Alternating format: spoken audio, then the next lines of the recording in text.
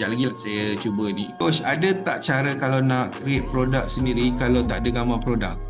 Cuba bagi satu cadangan, Safia. Tak apa, nanti kejap lagi kita buat. Mana text to image lah awak punya ini kan. Okey, gantikan create image, gantikan gambar belum ini. Okey. Sudu kayu kepada kayu buah. Betul ni je kayu kuasa. Kayu perut kuasa. Dia faham lah kot. Okey, produk perfume. Okey, saya pinjam kejap kan. Kejap lagi kita mulakan Sekejap saya cuba buatkan satu lagi unboxing, kemudian saya akan pindahkan kepada produk perfume lah sebagai kita gunakan. Kali ni tak ada gambar reference, kita mulakan daripada teks lah kan. Okey, boleh. Tengok kayu kuasa, cantik dia buat kan. Alamak, unboxing cantik.